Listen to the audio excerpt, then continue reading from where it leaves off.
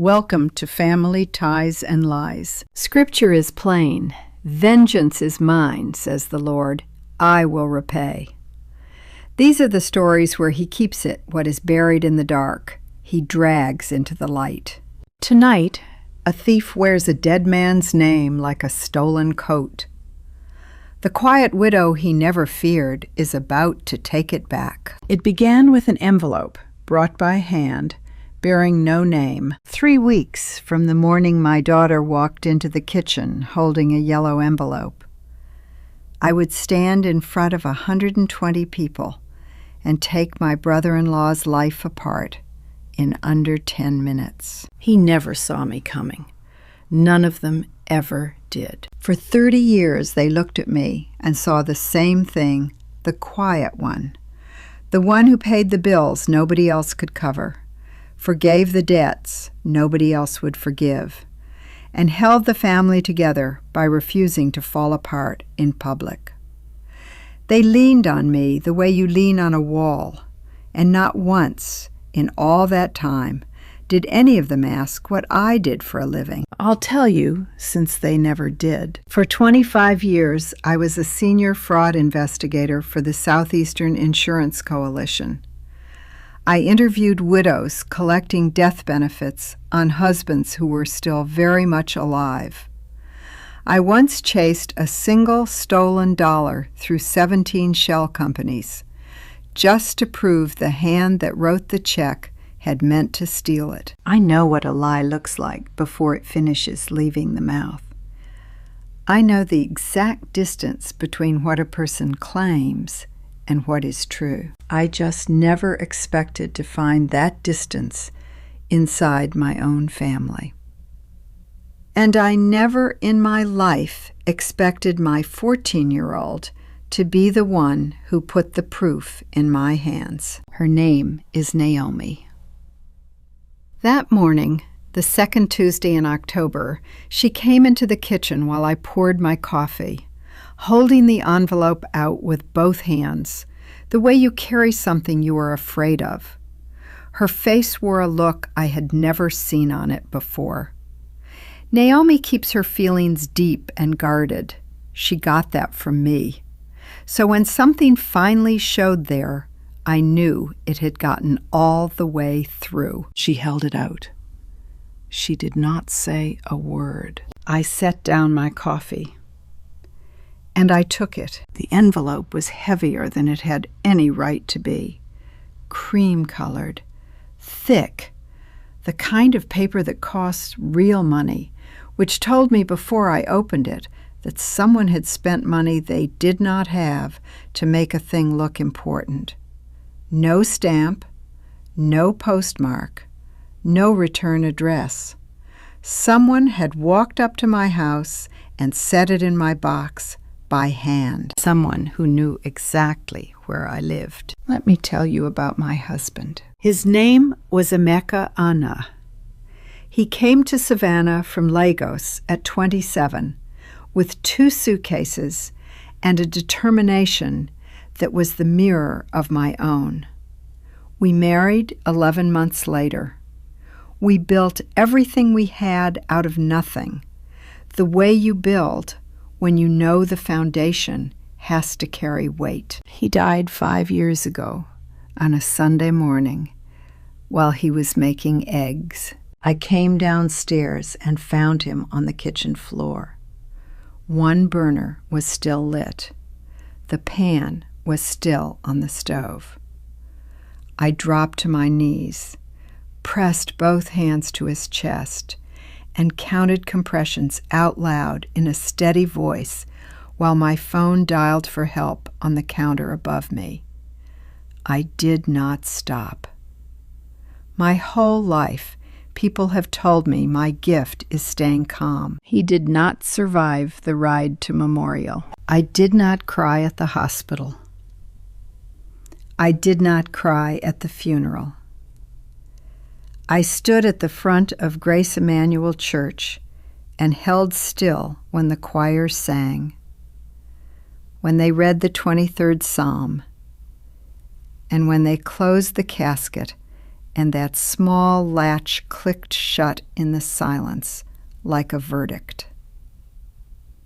I did not cry because I knew that if I started, I would not be able to stop. My sister Cynthia found me there, somewhere between the eulogy and the door.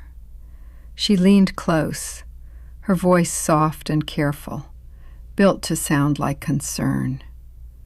The funeral home bill, she whispered, had come in $4,000 over my estimate. And since I was handling the estate anyway, I turned and looked at her. Just looked. She stopped talking. I paid the $4,000 the way I have paid for everything my whole adult life, without ceremony, without a word, without anyone pausing to ask whether I was all right. Her husband, Darius, runs an events company that has never turned a steady profit. Between the two of them, since Emeka died, they have borrowed is their word, $63,000 from me. I keep a spreadsheet. They do not know I keep a spreadsheet. I am not proud of that. But the people who reach for your wallet at a graveside are rarely the ones who pay you back. Emeka kept things not anxiously, deliberately, like a man who believed objects hold memory better than people do. Birthday cards in a shoebox, and a small spiral-bound address book with a worn blue cover, updated every January the 1st without fail, every neighbor, colleague, and friend from 30 years in this city, written in his careful hand. I teased him that he was the last man alive keeping a paper address book. He said he liked having something he could hold. After he died, I cleared away the obvious things, his medicine, his razor. But the boxes at the bottom of our closet, heavy with his papers and his keepsakes, I left exactly where they were. I would get to them when I was ready, I told myself. That was 5 years ago. I had been afraid of that box the way you are only ever afraid of the things you love. And now I stood in my kitchen, holding a different kind of envelope. My daughter watching my face the way she had taught herself to watch it, reading the weather before the storm. I slid my thumb beneath the flap. I drew out what was inside and turned it over. And for the first time in 25 years of staring down other people's lies, I felt the cold climb all the way up both my arms. Because I was looking at my husband's face. He had been dead for 5 years. And someone had decided he still had work left to do. It was a flyer, full color, professionally printed, the kind of work you pay a real agency for.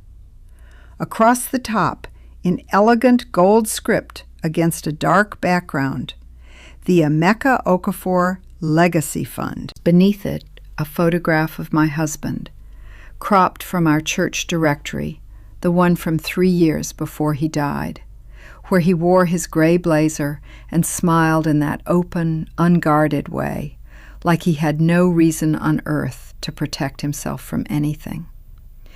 I read the rest the way I read financial documents, not for the words, but for the distance between what was claimed and what was true. A celebration and community fundraiser.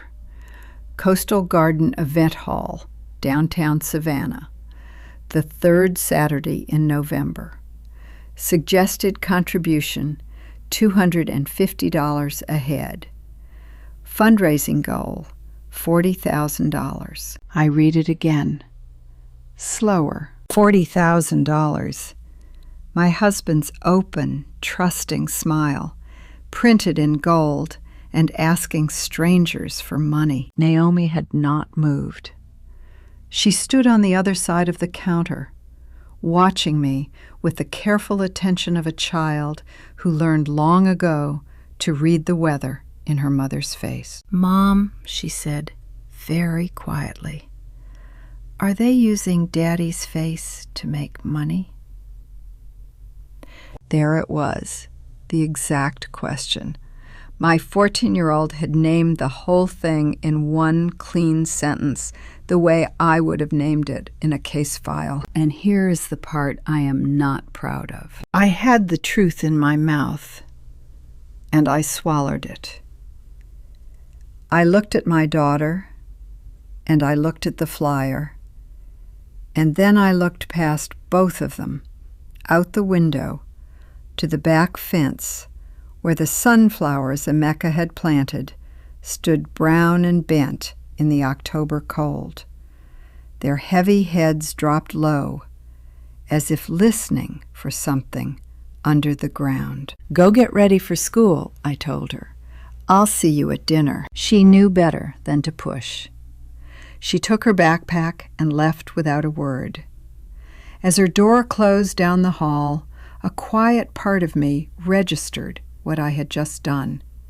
She had handed me the truth, and I had sent her out of the room with it, the same way I sent everyone out of the room. I told myself it was to protect her. I would learn later what that particular kind of protection costs. Then I sat down at the kitchen table, opened my laptop, and went to work. I found the campaign page in under 2 minutes. Active, polished, a running total already well into 5 figures and still climbing. Every platform leaves a trace, if you know where to press. I pressed. 7 minutes later, I had the email address on the account that registered the fund. It belonged to my sister. I did not react. 25 years taught me. The first thing a record tells you is rarely the whole thing. I wrote the address on the legal pad beside my laptop. Then I followed the money. The donations were not going to a nonprofit. They were not going to a charitable trust. They were not going to any fund with Emeka's name on it in any legal sense that would survive one phone call. They were going straight into a business checking account. Darius Events and Entertainment. I opened our coalition's internal database, the one that needs 2-factor authentication and a documented reason to unlock, and typed in the business name. Darius Events and Entertainment had filed taxes 4 straight years. Every one of those years, it reported expenses that ran well past its declared income. Those are not the numbers of a young company finding its feet. They are the numbers of a shell built around empty air. I sat back in my chair. The campaign was registered to Cynthia. The money landed in Darius's account.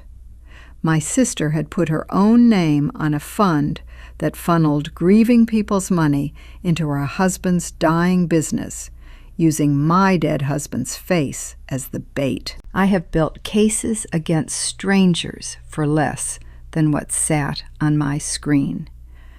But in 25 years, I had never opened a file and found my own family's name on the first line of it. So that was who did this, I thought. My sister built it. I was wrong, though I would not understand how wrong until I had dug a great deal deeper. That morning, at my own kitchen table, I let myself believe the simplest version, because the simplest version still let me hate only one person. I opened the public donor ledger. In 3 weeks, the fund had taken in $28,000. 114 donors. I scrolled slowly. I knew these names. People from church, from the Nigerian Community Association, from our block. People who had known Emeka, who trusted the name on this campaign because that name had meant something real to them for years. Then I stopped. Adeze Nwosu, 72 years old, $500. I knew Adeze. She lived 3 blocks over. Every January, like clockwork, her water heater died. And every January, Emeka walked over with his toolbox and his patience and fixed it and never let her pay a dime.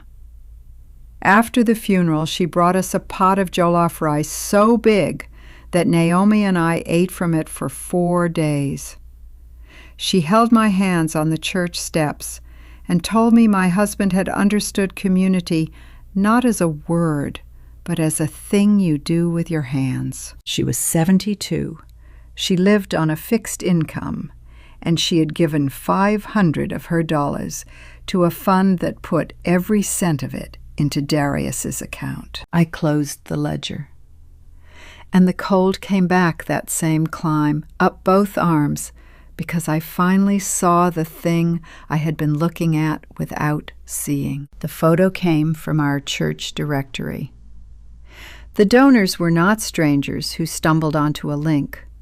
They were Emeka's people, colleagues, neighbors, the friends from 30 years that only someone close would even know to reach. This campaign had not guessed at my husband's life. It had a map of it. Someone had handed them the keys to his entire world, and I needed to know who. The first rule of an investigative interview and a phone call is that you never tell the subject what you already know. You ask questions you have already answered, and you listen, not for information, but for the architecture of the lie. I called Cynthia the next morning at 8:45, early enough that she would not be fully guarded, late enough that she had already spent the morning with her phone in her hand, waiting for me. She picked up on the second ring. Most people let a hard call ring 3 or 4 times to arrange a face no one can see. Cynthia had been sitting with the phone in her hand. Viv, warm, a little breathless. The breathlessness was performed. I've sat across from enough frightened people to know real surprise from the ease you manufacture after rehearsing all night. Hey, I said, I got something in the mail yesterday. A flyer, something about a tribute for Emeka. It was a lie, and I told it cleanly. The envelope had not come in the mail. It had been set in my box by a hand that knew my street. But the first rule is the first rule, so I let her believe I had found out the way everyone else on her list had, from a piece of paper. Oh, yes. Her voice lifted on the word, a half step too bright. I was just about to call you. I wanted it to be a surprise. Darius put the whole thing together. He's been working on it for months. I wrote one word on the legal pad beside me. Months. She talked for 11 minutes. A community celebration, a scholarship in his name. Darius had reached out to the venue, sourced the design, run the donor outreach himself, and not asked for $1 in return. There it was. In 25 years, I have learned that people lying about money almost always volunteer the same thing. Unprompted, that somebody did the whole thing for free. The claim of pure kindness is the suture that holds the story shut. I wrote volunteered, no fee. Account is the business. That's incredibly thoughtful of him, I said. I had no idea he had it in him. He really does. And here her voice softened into something almost real, and that was the most useful second of the call. Because she believed it. Not the way you commit to a lie, the way you hold on to a thing that has made you feel good about yourself. I have learned this the hard way, The most dangerous person in a fraud is not the one who knows exactly what they are doing. It is the one who has been handed just enough truth to repeat the rest with a clear conscience. I asked 2 questions I had already answered from the donor page. She passed both without a flicker, briefed and unaware she had been briefed. "I'll be there," I said. "Tell Darius thank you." "He'll be so glad," she said, and hung up first with the small, quick exhale of someone who has survived a conversation they were dreading. That evening, after Naomi was asleep, I pulled the full insurance history on Darius Events and Entertainment. 3 claims, all filed in the last 18 months. 14 months ago, a corporate event canceled due to vendor failure, $22,000. 9 months ago, a private function that damaged a rented venue, $31,000. 4 months ago, a contracted event that fell through and cost him revenue, $32,000. $85,000 in a year and a half. I opened each file, looking only for the gap between what was claimed and what the paper could prove. No vendor contract for the first. No venue booking for the second.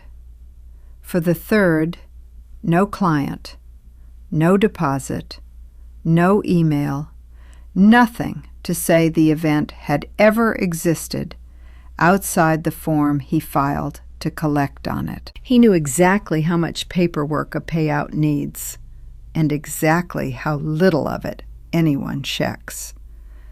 This was not his first time. This was a man who was good at it. And that was when I understood I had been wrong. The day before, I had told myself my sister built this. She did not. Cynthia could not have built the thing on my screen, the layered claims, the shell timed to fail on cue, the patience of it. That was not grief reaching for a quick dollar.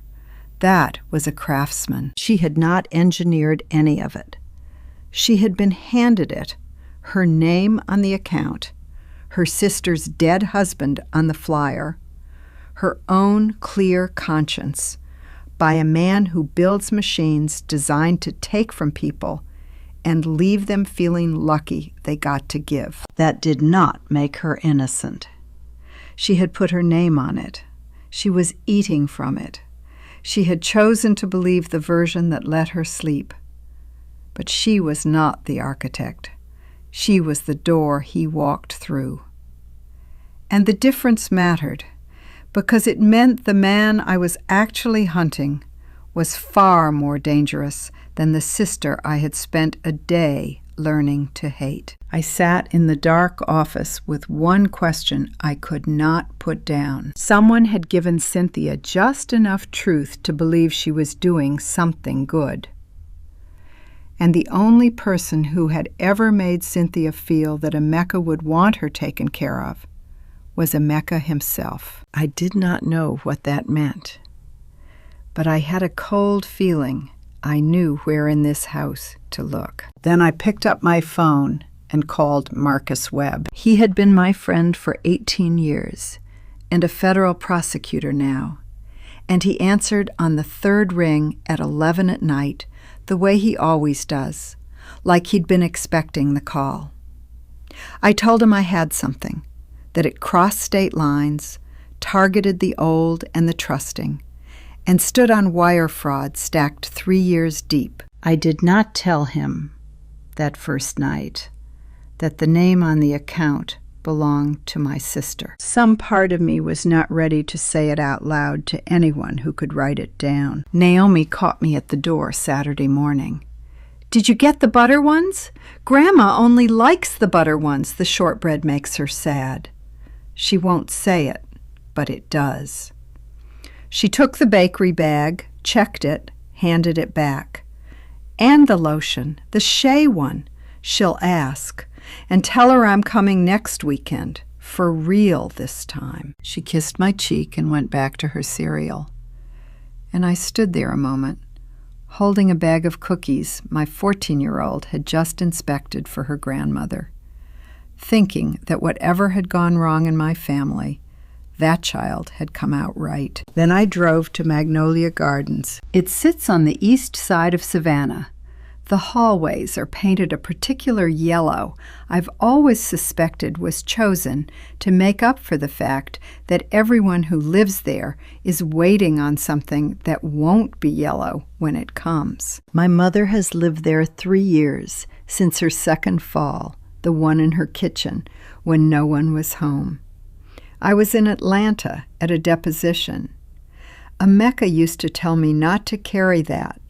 He said accidents don't schedule themselves around the people who love us. I'm still working on believing him. I came that Saturday for 2 reasons. One was that Saturday is when I see my mother. The other, I hadn't admitted, even to myself, until I was halfway there. The donors on that flyer were Emeka's real people. 30 years of friends. Only someone close would know to find. The most complete record of them that ever existed wasn't in my house. It was a small spiral-bound book with a dark blue cover, and the last place I knew it to be was here. She was in the chair by the window in her good blue blouse, which meant she'd known I was coming and wanted to look like it. At 81, she still believed how you appear to the people you love is a kind of respect you owe them. There she is, she said. We talked the way we always do. The crossword she'd nearly finished. Whether the cookies were from the right bakery. They were. She checked twice. I gave her the lotion. She breathed it in and closed her eyes. Her mind moves differently now, like a river that has widened and lost some of its current, but none of its course. She forgets which nurse is which, but she always remembers Emeka. Then she leaned forward and lowered her voice. Did you hear about the tribute? There it was, the real smile, not the polite one she saves for the staff. She told me about a young man named Darius who'd come the month before. He'd brought yellow flowers, her favorite color, which he'd somehow known in advance, and asked her to tell him about Emeka. Not the program version, she said, the real one. I told him how Emeka used to call me Mama, she said. His own mother was all the way in Lagos. He didn't have one here, so he made me his. Brought me this same lotion every Sunday for years. Sat with your father at the end when he couldn't talk anymore. Just sat so he wouldn't be alone. She looked at her hands. That young man cried, Vivian, right there in that chair. A grown man crying over a thing like that. She said it with wonder, like it was proof of something good. I sat very still and let her believe it was. Here is what I couldn't say to her. I didn't know whether those tears were real, and I decided it didn't matter. A man who could weep at my mother's table over a dead man's kindness understood exactly what he was about to take from her. The tears didn't make him less. They made him worse. Whatever was human in him had been awake in that room, and he reached past it anyway. Because when he was ready to leave, he'd asked her something. Did she still have Emeka's old address book? The small one, blue cover, rubber band worn thin. He wanted to reach Emeka's oldest friends himself, so they'd hear from someone who cared, not a flyer in a mailbox. Pearl had been so glad to help. She reached for her bedside drawer to show me past the tissues, past her reading glasses, past the framed photo of her and my father. The book was not there. "He must still have it," she said, untroubled. "He said he'd bring it back after the event." I looked at the empty space in that drawer for a long moment.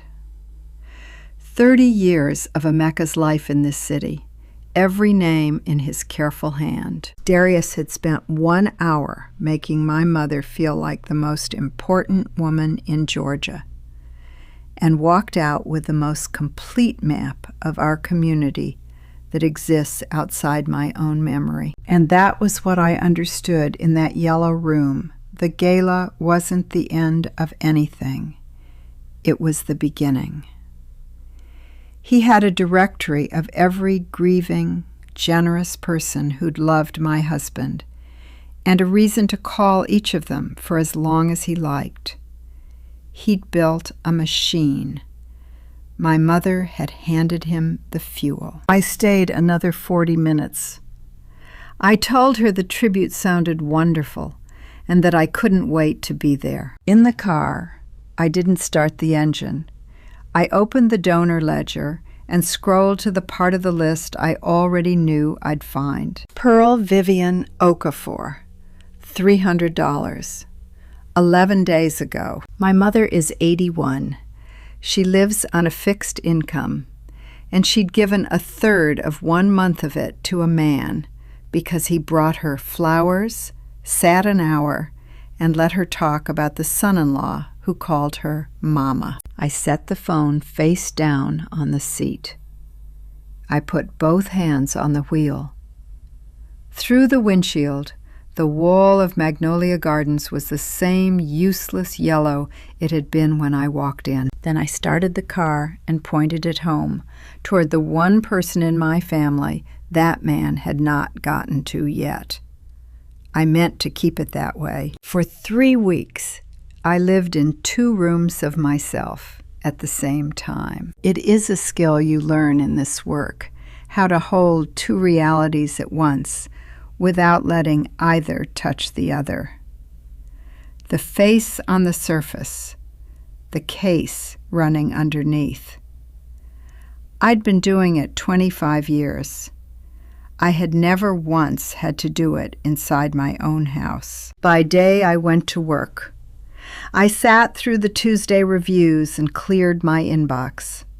My senior partner told me my quarterly file was the cleanest he'd seen all year, and I thanked him with the right amount of warmth. No one knew. That is the other thing the work teaches you, slowly, without ever saying it, how lonely it is to be the only person carrying a thing. By night, after dinner, after I'd sat with Naomi through her homework, I closed the office door and built the case. It was several dozen pages, now organized the way I organize anything meant to hold weight, with a summary index at the front a federal attorney could read cold. One evening, Naomi looked up from her math. "You okay, Mom? You've been somewhere else all week." I told her I was fine. I told her it was just work. It was the most natural lie in the world, the same one I'd been telling the people I love for as long as I can remember, and I told it to my daughter without a pause. I'd think about that later. That night, I just closed the door. There's a thing I did in those weeks that I won't defend. While I built that file, careful, complete, airtight, the fund kept running. Every few days, I opened the ledger and watched it climb. I could have stopped it cold. 1 call to the platform, 1 word to the church, 1 warning down the block, and the donations would have dried up overnight. But a warning would reach Darius, too. He'd close the campaign, move the money, scrub the trail, and walk. And next time, he'd be more careful. So I stayed quiet. I told myself I was protecting the case. Then one morning, a new name appeared on the ledger. Josiah Mensah, $69, $200. A widower from the back pew at Grace Emanuel who'd buried his wife that spring and still came to every service in the same brown suit. $200 on a Tuesday, while I sat on everything I knew. My whole career, I'd told myself that building the case the right way was the same as doing the right thing. That week, I learned it isn't, and that the difference gets paid by men like Josiah Mensah in money they don't have. So I worked faster, and I did one more thing. Twice a week, I called Cynthia, and every time I suggested another name for the guest list. A retired colleague of Emeka's, a deacon, a woman who'd known us 20 years. Cynthia thanked me each time for being so supportive. She didn't understand what I was doing. I was building an audience. Every name I added was someone I trusted, eyes that would be in that room on the night that Darius and Cynthia couldn't manage and wouldn't see coming. Whatever happened at that gala, I wanted witnesses. And then, on a Thursday, Darius came to my house. He stood on my porch in a good jacket with a bottle of wine he knew I wouldn't open, and asked if he could come in. Just a minute. I made him coffee. I watched him work my kitchen the way he'd worked my mother. The warmth, the open hands, the way he said Emeka's name like it cost him something. He had a request. Would I come to the gala, not just come, but stand and say a few words? The community needed to hear from the family, from Emeka's wife. I looked at this man across my husband's kitchen table who had wept over my mother and walked out with her address book, who had taken $200 from Josiah Mensah's brown suit and understood that he had just invited me onto the stage to bless the thing he'd built on Emeka's face. He thought he was using the widow. I'd be honored, I said. He left believing he'd won something. That was the moment, I think, I stopped being afraid. The next night, I sent Marcus the full package. The 3 claim files, the bank records run against the ledger, the donor account tied to the business, the whole timeline from his first visit to my mother forward. Marcus called the next morning at 7:55. Vivian. He uses my full name only when he's about to say something that needs the weight of it.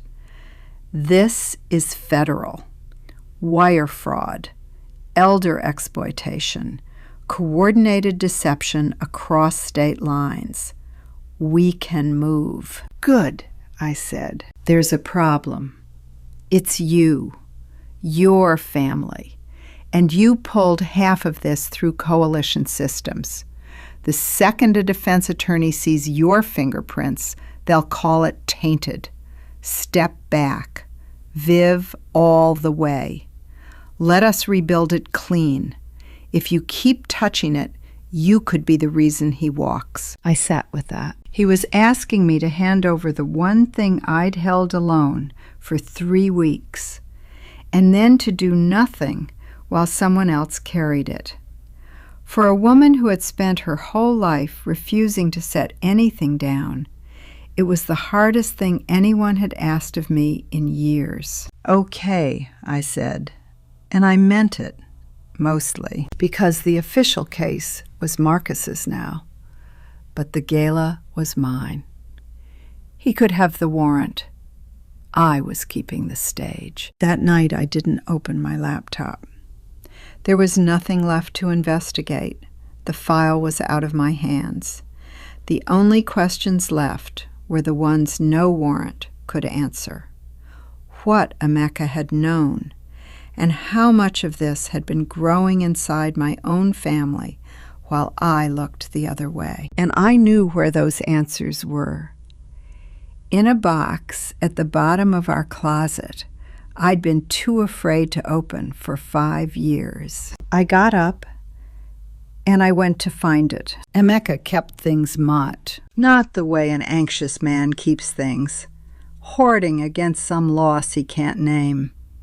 He kept them the way you keep a thing you've decided is worth keeping, because he believed that objects hold memory better than people do. Birthday cards in a shoebox, the receipt from our first apartment, the one with the trumpet player upstairs. After he died, I cleared away what had a date on it, his medicine, his razor, the toothbrush I could not look at. But the boxes at the bottom of the closet, the ones heavy with paper and the shape of a life, I left exactly where they were. I told myself I'd get to them when I was ready. That was 5 years ago. I had never once been ready. That night, I stood in the doorway of Naomi's room a minute and watched her sleep. She sleeps the way her father did, flat on her back, one arm thrown over her head, completely undefended, like someone who's never had a reason to brace. I had spent 5 years making sure she stayed that way.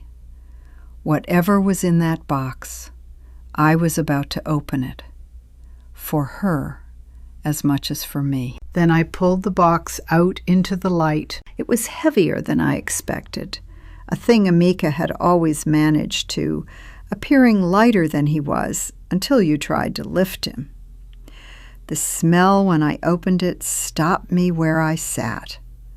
Old paper and the faint cedar of a closet block I'd put in years ago. The smell of a time that doesn't exist anywhere but here. The top layer was the ordinary furniture of a marriage. Utility bills in the handwriting I'd know in the dark. Warranties for appliances we no longer own. Insurance papers for our first car, the used Camry with the dent he refused to fix because, he said, it gave the car character. Underneath the photographs from Lagos, the year before Naomi. Emeka in front of his mother's house, squinting into the morning. His mother holding both my hands. The two of us in a crowded market, his hand at the small of my back, the way it always was, not affection performed, just affection forgotten about, left there because he had no reason to move it. I sat with those a while, then set them aside and kept going. It was beneath the photographs, tucked flat between 2 old restaurant receipts, that I found the page. It wasn't in an envelope, a single sheet, folded twice, in the plain white paper he used when he wrote things meant for no one but himself. The folds had been opened and closed more than once. You could see it in the creases, the soft, worn line of a thing somebody kept picking back up. I read the first 2 words and understood it was not written to me. Dear Cynthia. He'd written it sometime in his last years. He knew she was struggling. Not the details, just the shape of it, the way he saw everything if you gave him long enough. He couldn't talk to me about it, he wrote, because Vivian lives by a set of rules, and those rules are one of the things I love most in her, but they would make this hard for her. He wasn't asking Cynthia for anything. He was only saying that if the day ever came when she truly needed help, he hoped I would find a way to be the kind of woman who could give it. That was all. No instruction, no permission, a private hope set down by a man who loved his wife and loved his wife's sister and could not, in 30 years, find a way to hold both of those loves inside one honest conversation. I knew, sitting there, exactly what had happened. Cynthia had been in this house after the funeral. She'd helped me sort the kitchen. the way people do when they want to be useful and can't think how. She'd have been in this room. She'd have opened this box. And she had found this page, read it, folded it back, and carried it out of here. Not the paper, but the meaning she decided to give it, as if a dead man's quiet hope were the same thing as his signature on a permission slip. She hadn't built her justification out of nothing. She'd taken something real, a letter that existed, a tenderness Emeka actually felt, and pulled it, slowly, until it stretched over the exact shape of what she already wanted to do. And I sat on the floor of that bedroom with the question I have not been able to put down since, when the damage is the same in the end. Does it matter whether the person doing it truly believed they had the right? I still don't know. What I did know that night was harder. Emeka had kept something from me, out of love, to spare me a choice he knew would cost me, but he had kept it. He had watched me from across our own kitchen and decided there were things I could not be handed. I had spent the whole week furious at the silence in my family, and here, in my husband's careful hand, was the first draft of it. He had done to me, gently, the exact thing I had done to Naomi 100 times. Love someone so much, I decided what they were allowed to carry. I folded the letter along its creases and set it back on top of everything in the box, where it belonged now, in the open, not the bottom. Then I made coffee and brought it back to the desk. The letter said he hoped, but I knew my husband Emeka did not hope at a thing and leave it there. A man who fixes a stranger's water heater every winter does not write, "I hope someone helps her," and close the drawer. He had done something, and I needed to know what. I opened my laptop, and for the first time since the morning he died on our kitchen floor, I typed in his email password. There is a particular strangeness to standing inside the inbox of a man who has been dead for 5 years. The account sits exactly where he left it, a record of a living person and a monument to the morning he stopped being one. 400 unread messages had piled up since the kitchen floor. Near the top, one from a colleague who hadn't yet heard, sent 3 days after, asking if Emeka wanted to grab lunch that Friday. I sat with that one a moment. Then I typed my sister's name into the search bar. 41 emails came back, 3 years of them. It had started longer ago than I'd thought, and gone on longer than I'd braced for. I started at the beginning. The first was from Cynthia, a Thursday evening 3 years before he died. The language was careful and ashamed, the way people write when they need something enormous from someone they love and can't find a graceful door into the asking. Darius's business was in trouble. A client had pulled out. They wouldn't make the quarter without help. She didn't use the word desperate. She built every sentence around it. Emeka answered the next morning. 11 lines. "Don't worry, I'll arrange the transfer. Give me a few days." He did not mention my name once. I went through it the way I go through anything, chronologically, without conclusion. 3 months on, Cynthia wrote to thank him. The business had steadied, she said, and she was sorry to have asked, and grateful past saying. She meant every word of it. That was the part that would sit with me. She had always meant every word. 14 months after that, she wrote again. Shorter, more practiced. A person who'd learned the asking was survivable. $12,000. A different crisis, the same careful language. Emeka's reply that same evening, handled. He still didn't mention me. Over 3 years, the quiet transfers came to nearly $30,000. Midway down the thread, I found the email that explained the whole marriage. It was addressed to Cynthia, but it read like a thing a man writes first for himself and only later decides to send. He knew what he was doing was a kind of dishonesty.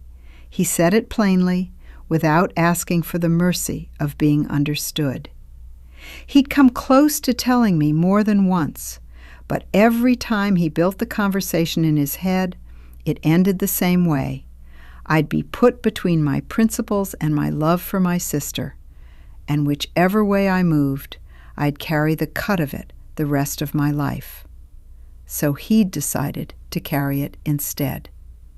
And then a line I read 3 times. I am not keeping this from her because I don't trust her. I'm keeping it from her because I trust her completely. I know exactly what she would do, and I have decided that is something I love her too much to ask her to do. I set the laptop down. 30 years married to this man, and I was only now meeting the part of him that had carried this alone. There had been a room in our marriage I was never shown built out of love and lived in by himself. Here is the question I have not been able to put down since. Is the silence of a man who loves you and wants to spare you any different at 3 a.m. in a quiet house from the silence of a man who simply doesn't believe you can carry the weight? I have turned it over 100 times. I still can't tell you, but it was the last emails that stopped my breath. In his final months, something in his tone had changed. The transfers kept going out, but the trouble never ended. No matter how much he sent, a new crisis was always 2 months behind the last one, arriving on schedule, like a tide. And Emeka had started to notice. In one message, he asked Cynthia, gently, where exactly the last money had gone, and got an answer that, even now, says nothing at all. In another, he asked for something to hold an invoice, a name, anything. None came. He was doing, clumsily, and 3 years too late, the first thing I would have done on day 1, and he didn't even know it had a name. He wrote that he was beginning to wonder whether he was helping his sister-in-law or feeding something he didn't understand. The final email was sent a month before he died. It was short. He was tired in a way he couldn't explain, he wrote. He didn't know how to fix this without breaking something. And then, almost as an afterthought, the last full sentence he ever wrote to her. I think I've been wrong about Darius for a long time. He died before he could be right out loud. My husband, who read people for a living the way I read paper, had started, at the very end, to see exactly what I'd spent 3 weeks proving. He'd been 1 honest month away from it, and he'd run out of month. The phone rang on the desk beside me, 11 at night. Marcus. Warrants ready, he said. No preamble. Marcus doesn't waste the late hours on them. Judge signed it this afternoon. We're not moving before the event. We want him in the room, with the donors, on the record. The night of the gala. My people will be there. A pause. You don't have to be. I looked at the screen, at the last sentence my husband ever managed about the man who was still, tonight, calling strangers out of a stolen address book. "I'll be there," I said. Emeka had started this. He'd seen it coming and lost the time to finish it. I had the time. I had a stage, a dead man's unfinished sentence, and 11 days. I hung up. The box was still open on the bedroom floor behind me, and I knew, without turning around, that I hadn't reached the bottom of it yet, 4 days before the gala. Naomi and I sat at the kitchen table after dinner. She was working a geometry set, her pencil moving in short, exact strokes. I was going over the case file one more time, not for Marcus. The case was his now. This copy was mine, for the night. The overhead light was on, the heat up in the walls. It was, on its surface, an ordinary evening. Her phone sat face up on the table beside her textbook. I'd given up commenting on that a long time ago. The battles worth having with a 14-year-old are specific, and this had never been one. I wasn't watching the phone, but I saw it light up. A text preview slid onto the screen and dimmed.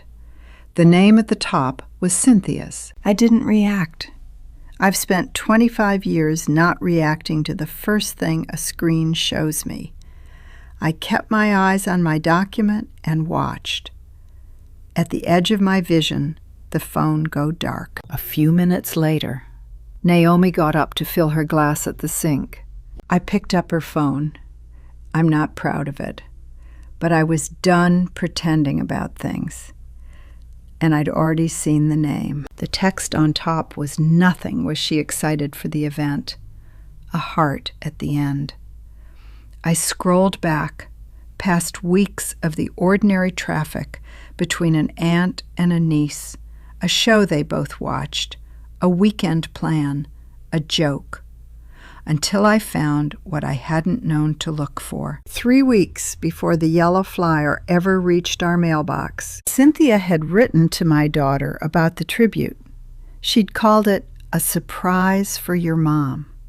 She'd called it our fun secret. She'd asked Naomi to keep it quiet so I could be surprised on the night. There were little balloons at the end of it, and she had called my 14-year-old a good girl for helping keep it. I sat with the phone in my hand and felt something go very still in me. 4 days earlier, I had driven home from my mother's nursing home, swearing I would keep Naomi clear of this, the one person in my family that man had not gotten to. And he already had. Not the way he got my mother. Through the gentlest door in the house, through her own aunt, who had meant it kindly, handing a child a secret to keep. I put the phone back exactly where it had been. I straightened the angle. When Naomi sat down and bent over her geometry again, I said, without looking up, "Did Aunt Cynthia talk to you about the tribute before I got that flyer?" The pencil stopped. "Yes," she said. I closed the laptop. I turned to look at her. She was sitting very straight, the way children sit when they've decided to tell the truth and don't yet know what it's going to cost them. Her hands were folded on the textbook. Her face was steady, prepared. "How long before?" I asked. "About 3 weeks." A pause. "She said it was a surprise. She said you'd be happy." I looked at my daughter a moment. Then I asked the only question that mattered. "Why didn't you tell me?" She held my eyes, didn't drop them, and said, "Because I could tell it was something big. And I thought if I told you, you'd just deal with it by yourself, like you deal with everything." I have been told hard things across a conference table by people whose whole careers depended on breaking me. None of them ever landed like that. 14 years old. Nobody sat her down and taught it to her. She had watched me across 1,000 ordinary nights and learned the one thing I'd spent my whole life trying to make sure she never would: that you love people by going quiet, that you protect the ones who matter by carrying your half where they can't see it, so they never feel they have to help you lift it. I had learned it the same way, watching my father come home from the cannery with his hands wrecked and his mouth shut. And somewhere behind him, somebody first decided that silence and strength were the same thing. They are not the same thing. I had just been too tired for too many years to pull them apart. And here was the part that took the air out of me. It wasn't only Naomi. It was Emeka, in those emails, deciding what I could be handed. Everyone who loved me had spent years lying to me gently to spare me, and they had learned it from the one teacher who never stopped giving the lesson.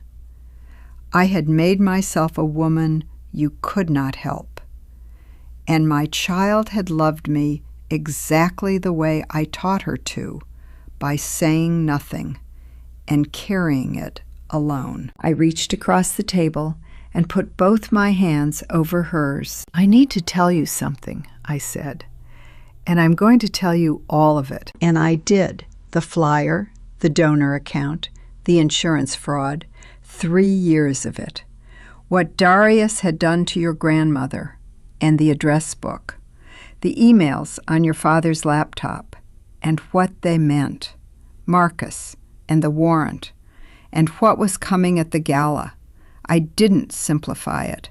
I didn't soften the parts that were hard. I didn't leave anything out. Because she was young, because she had never once in her life been too young for the truth. I had just decided she was. When I finished, she was quiet a long time. Then she said, "I'm glad you told me." I didn't answer right away. Some things don't need an answer. They need to have been said, and heard, and held. I squeezed her hands. She squeezed back. She went to bed a while later. I stayed at the table in the quiet, and then I walked down the hall toward my own room. And when I passed the open bedroom door and saw the box still sitting on the floor where I'd left it, I remembered that I had never reached the bottom. I went back to the bedroom a little after midnight. Naomi was asleep. The house had gone quiet the way it only does past a certain hour, when the cars and the distant televisions have wound all the way down, and you can hear the particular silence of your own walls. The box was where I'd left it. I took off the lid and worked down through the last of its old tax records, bundled by year. The survey from when we bought the house, and a folder I didn't know existed. Naomi's drawings from preschool and kindergarten. Every smeared crayon son of them. Emeka had kept them and never said a word.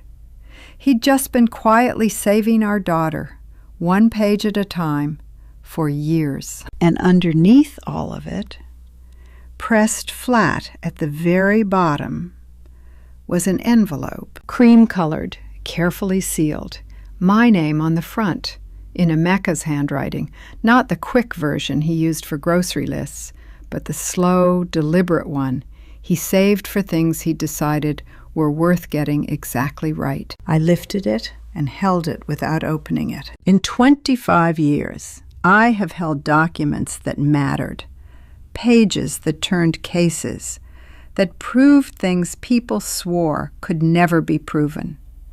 There was always a distance between me and the paper.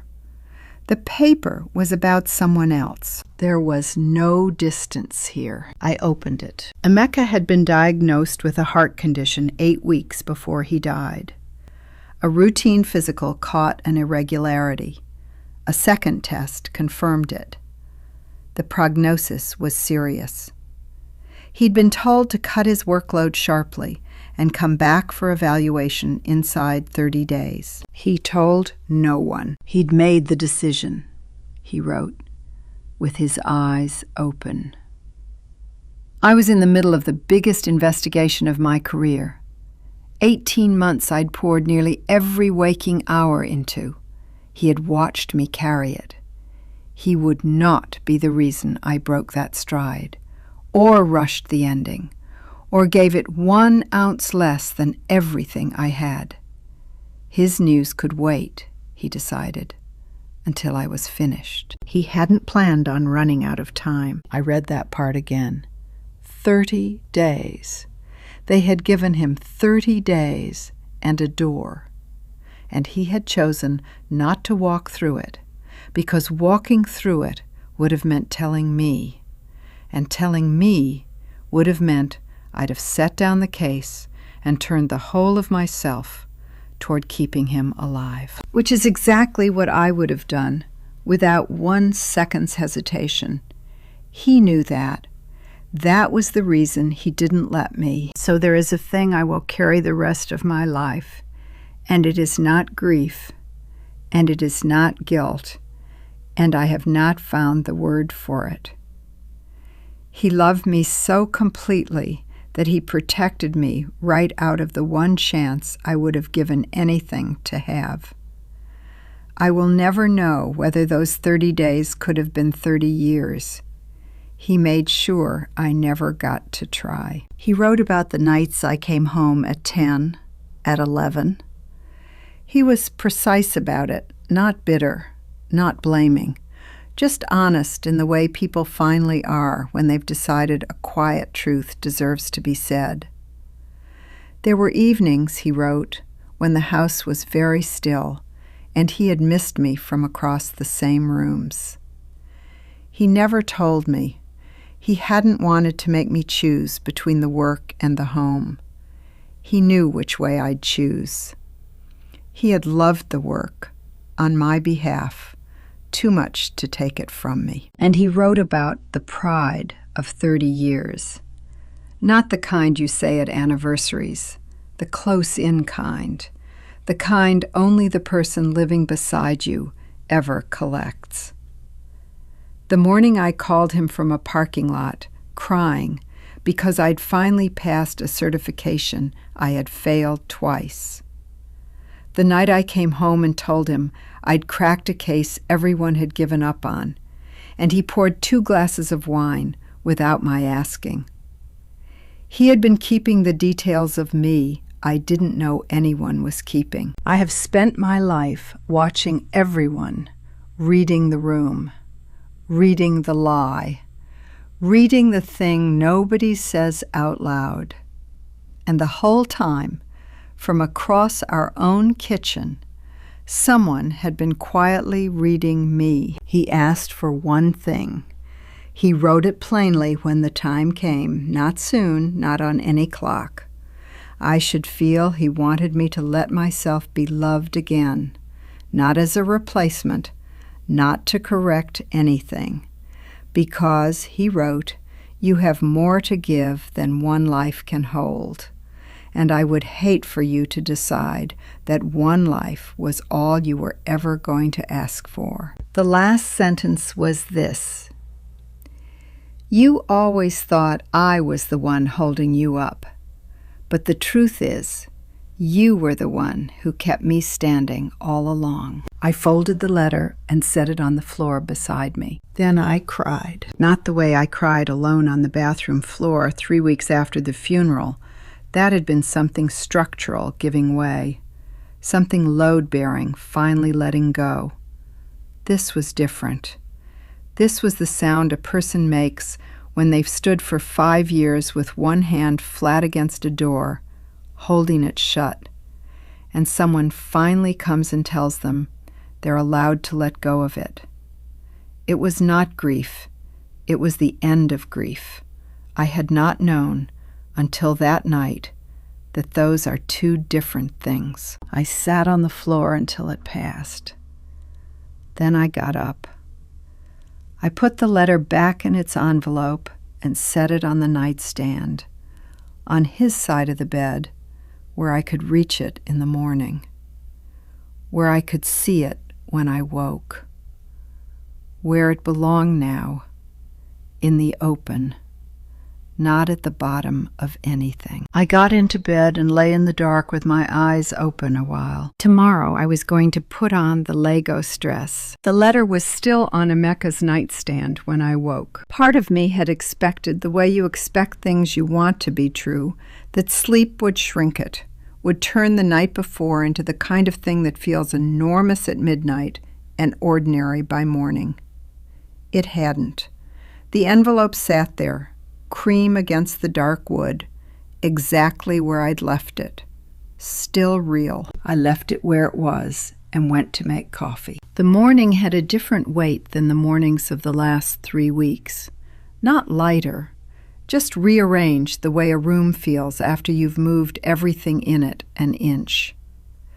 I drank my coffee at the kitchen window and looked out at the backyard. The sunflowers were all the way brown now, stalks gone stiff in the November cold. Their heavy heads dropped almost to the fence. They'd lasted longer than they had any right to. Emeka had planted them, knowing they wouldn't see the far side of November, and he'd planted them anyway. I never once asked him why a man plants a thing he knows is going to die. I think I finally understood that morning why. Because it's worth doing while it's here. I finished my coffee and knocked on Naomi's door. "I'm going tonight," I said. "I'll be home late. Keep your phone with you." She looked at me from her bed and just nodded. She knew most of what I was walking into. And the knowledge sat in her the way it sat in me, not as fear, as something that had made up its mind. I went back to my room and opened the closet. The Lagos dress was in the back in a garment bag I hadn't unzipped in 5 years.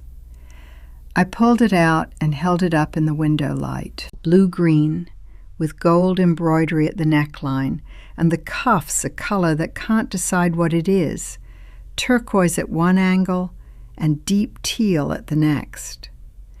We'd bought it on the last full day of our trip to Lagos, in a narrow lane off the main market road, from a woman of about 70 who'd set up a stall of fabric and finished clothes. The woman named a price, and Emeka laughed the way he laughed when something genuinely delighted him.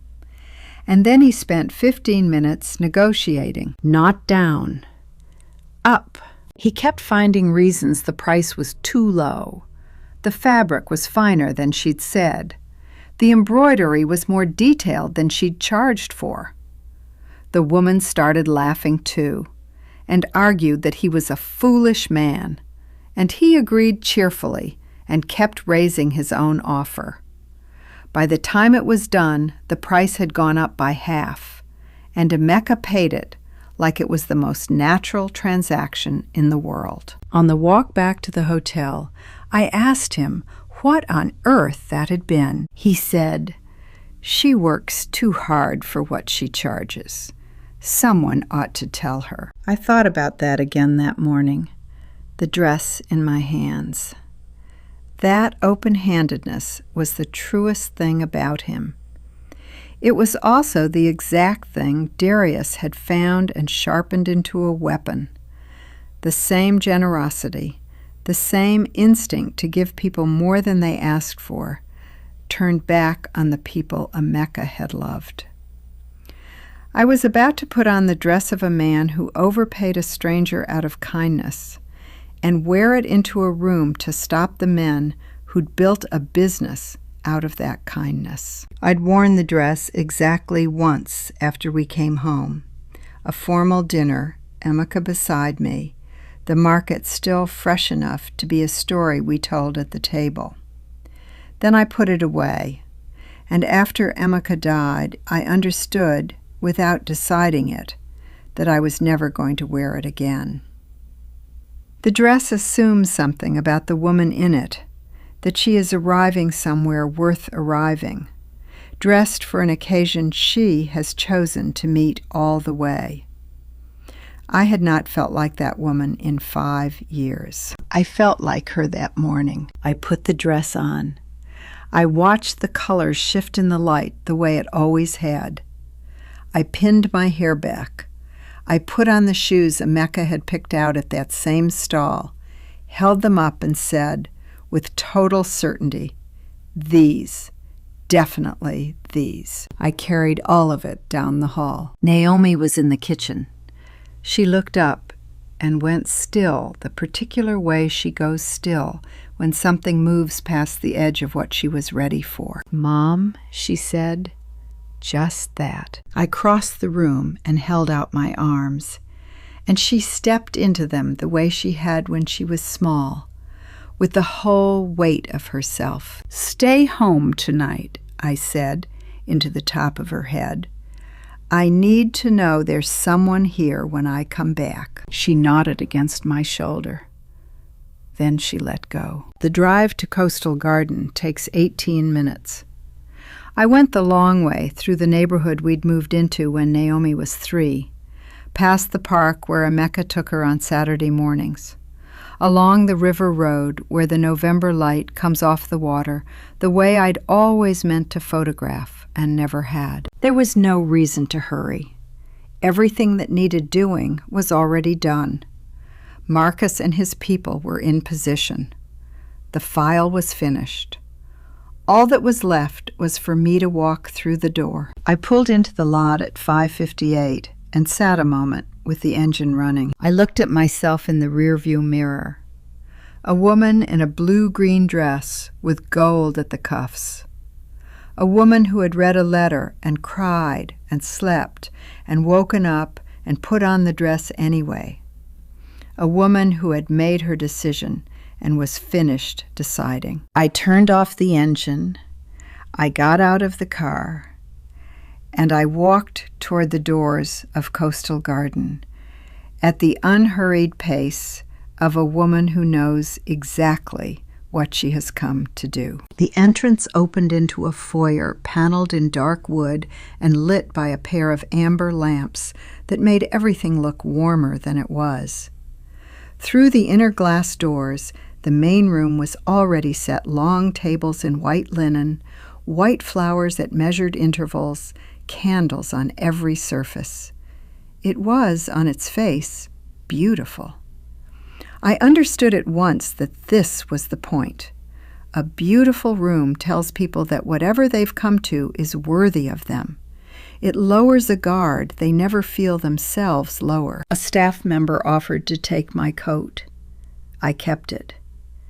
I took a glass of water from a passing tray and found a chair at a small table against the back wall, where I could see the whole length of the room and not be easily seen from the stage. There were close to 120 people, and I knew most of them.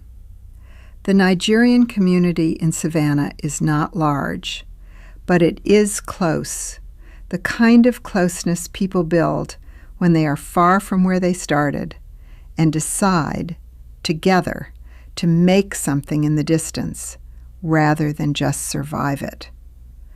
Faces from our church, from the community association Emeka had loved for 30 years, from the block, the school pickups, the long, ordinary life that had grown up around Naomi's childhood. Most of them gray now, and every one of them had come tonight to honor my husband and was about to learn what they'd nearly paid for. Some of them were here because I'd put them here. Over those 3 weeks, I'd fed Cynthia name after name for the guest list. A retired colleague, a deacon, the woman from the association, and she'd thank me for being so supportive and seated every one of them. They were scattered through the room now, witnesses Darius couldn't read and couldn't manage. At the front table, right below the stage, sat Adeze Nwosu. Full traditional dress, burgundy and gold. her headpiece tied with the kind of care that takes both skill and time. She sat very straight, hands folded, watching the room the way you watch a thing you've come to witness. She had given this night $500 she could not spare. Whatever she was about to feel, she had earned the right to feel it in a chair at the front. Cynthia stood near the edge of the staging area, greeting people as they passed. She wore a black dress I recognized, not the label, the price, which I can read at a distance, the way other people read logos. It was not a dress she could afford without moving money she didn't have. It was the dress of a woman who had already, in her head, spent what was coming. And Darius worked the center of it. I watched him a while from the back, the way I watch a subject before he knows he's a subject. He moved through the clusters of guests with the ease of a man entirely at home, stopping just long enough at each to land something specific, a name remembered, a personal detail, a reference to something shared. He laughed at exactly the right volume. His hands stayed open, never crossed, never in his pockets. He touched shoulders the way a man does when he's learned that contact, used right, says intimate things words can't. Nothing about him was nervous, and that told me the most important thing in the room. A man carrying what he was carrying should have been nervous. Darius wasn't. Darius had done some version of this before. The MC said a few words, and Darius took the stage to a warm, easy welcome. He began with a story. The first time he ever heard Emeka's name, he said, was from Cynthia early on, when she told him about the brother-in-law who'd given up a whole Saturday to help a neighbor he barely knew move a house full of furniture and refused gas money for the truck. Some people, Darius said, letting the room go quiet, are defined by what they do when nobody is watching. Emeka Okafor was one of those people. It was a good story. The detail was plausible. The pause landed exactly where it would do the most work. It was also, I was nearly certain, a thing he'd built out of scraps Cynthia had given him over months, assembled, sanded smooth, until it had the shape of a memory he had never actually lived. He was eulogizing a man he'd never met to a room of people who had, and they were nodding, because he was good, and because grief makes you generous, with a stranger who says the right name in the right voice. He spoke for 7 minutes, Emeka's place in this community, his generosity, what we owe the ones who shaped us. And behind him, the screen lit with the logo of the Emeka Okafor Legacy Fund, my husband's name in clean gold letters, and above it, drawn in fine gold line, a single sunflower. I looked at that sunflower a long moment. Emeka had planted sunflowers along our back fence every spring because he liked the way they turned to follow the light. They were standing out there right now, brown and bent in the November cold. And here was one of them, rendered in gold, turned into a brand for the thing being done to his name. At the front table, Adeze took a folded tissue from her bag and pressed it to the corner of one eye. I set my water glass down. Across the room, Darius let his gaze travel out over the faces. When it reached mine, something moved through him in sequence. Surprise, then recognition, then the fast recalculation of a performer who's found an unplanned element in his audience and is deciding in real time how to use it. He had asked me here. He'd asked me in my own kitchen to stand up and say a few words. I watched him remember it, and I watched him decide that the widow's blessing was exactly the note to end on. He extended one open hand toward me and turned to the room. "I believe," he said, "that Emeka's family is with us tonight." I stood, and I took off my coat. I had kept it on all evening, and when it came off, a few of the older women near the front turned to look, because the dress underneath was not a Savannah dress. It was deep indigo, cut and embroidered in the old way, the one Emeka had brought back from his last trip to Lagos. He had paid the seamstress more than she asked. "She works too hard for what she charges," he'd said, and made her take it. I had not worn it in 5 years. I wore it tonight on purpose. If I was going to stand up and tell the truth about my husband, I wanted to be standing in the clearest thing he ever did. I crossed the room. Darius held the microphone out to me with a wide, generous smile, and I took it from his hand. "Thank you, Darius," I said. The room settled into the particular quiet a room gives a widow. For 30 years, these people had known me as the quiet one, the one who paid what others couldn't and held things together by not coming apart where anyone could see. I felt them waiting for me to be that woman now, to thank them and weep a little and bless the fund. "I want to tell you about Emeka," I said, "the real one." His father worked the industrial port in Lagos for 21 years. He saved, in secret, for most of them, enough for one one-way ticket and 1 month of rent in a country he would never see. He put it in an envelope, and he gave it to his son, and he said, "Do not come back until you have made this worth it." The room was still. This was not the story they had been told. Emeka came to this country with that envelope and almost nothing else. He learned English by watching the evening news every night with a dictionary in his lap, writing down every word he didn't know. For 14 months, he washed dishes from 9 at night until 2 in the morning, so that he could take classes in the day without going into debt. He never told me any of this until the 3rd year we were married.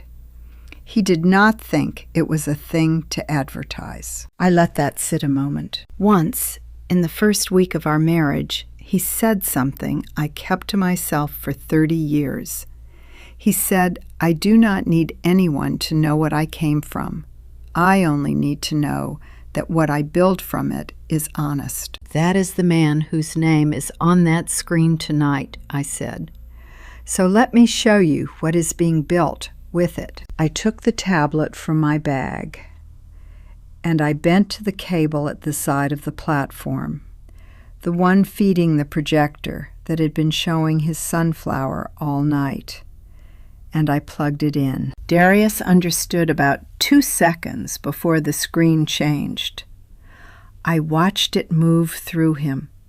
He took half a step toward me, and then he stopped, because there were 120 people watching, and a man like Darius never forgets his audience, not even when it is killing him. The logo vanished. In its place came a bank statement. "This is the account that received your donations," I said.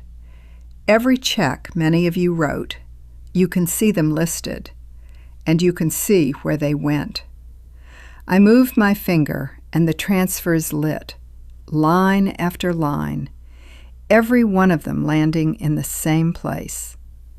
An account belonging to Darius Events and Entertainment, his company, not a fund, not for Emeka, for him. I changed the screen. This is an insurance record, 3 claims, filed over the last 2 years, totaling $85,000 for events that never took place, galas that were never held, vendors that do not exist. I changed it one last time. "And this," I said, is the donor list. The names came up with the amounts beside them. The room found them fast their own names, their neighbors' names. Adeze Nwosu, $500. Josiah Mensah, $200. And near the top, because I had put it there on purpose, one more. Pearl Okafor, my mother, $300. He had taken $300 from an 81-year-old woman in a nursing home who had asked him to sit with her because she was lonely. I looked up from the screen, out at them. At the front table, Adeze Nwosu was no longer dabbing her eyes.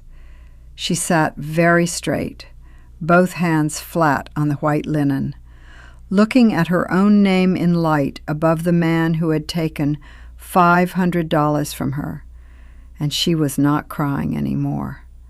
She was something harder than that. A few seats down, Josiah Mensah, who had buried his wife in the spring, had a hand pressed flat over his mouth. I looked at Darius. My husband started to see what you were. Near the end, I said. He wrote it down. He ran out of time before he could be sure. I paused. I didn't. He had asked the widow up to bless his fund. He had thought he was using me, the grieving prop, the final, unanswerable endorsement. I let him stand there in front of all of them while that thought finished dying in his face. At the edge of the staging area, Cynthia had gone completely still. I made myself look at her because she was my sister and I owed her that much. I watched her eyes move from the screen to Darius and back, and I watched the thing I had been dreading for 3 weeks, the moment she understood that she had not been his partner in something good. She had been the face on the front of it, her name, her church, her grief lent out.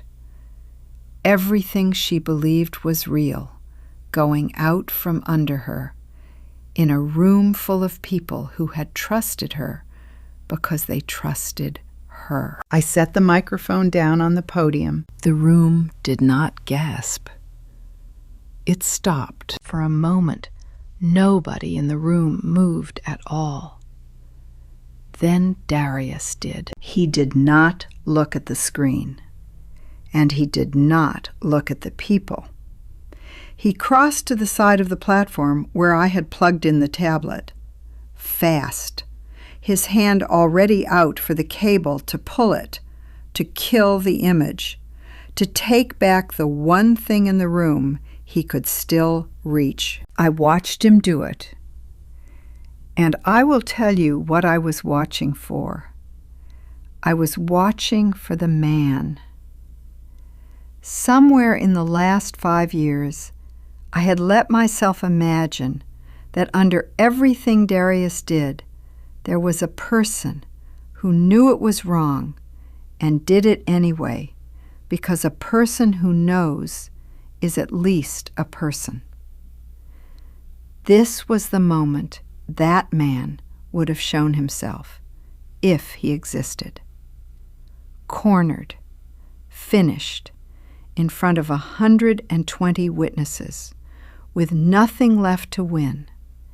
If he was ever going to stop, it was now. He did not stop.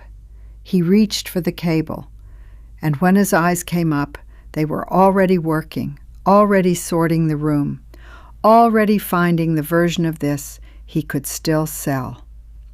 "This is a family matter," he said loud to the people, his voice swinging back into that warm, reasonable register.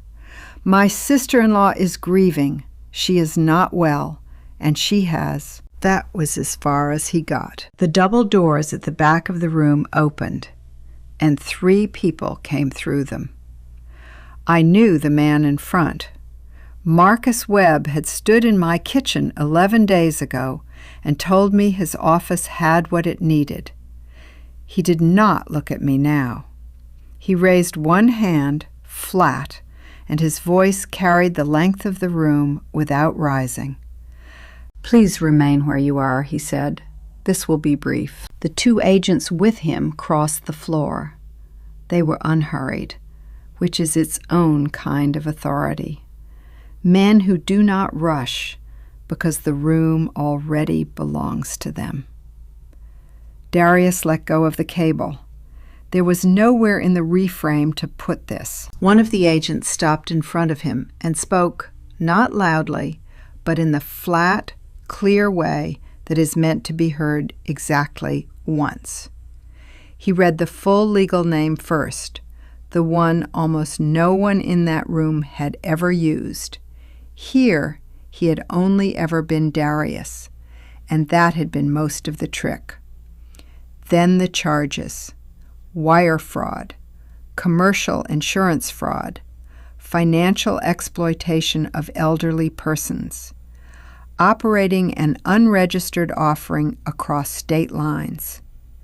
Then the writes the words everyone had heard 1,000 times on television, and never once with the candle still lit and the white flowers still on the tables. Then the small sound.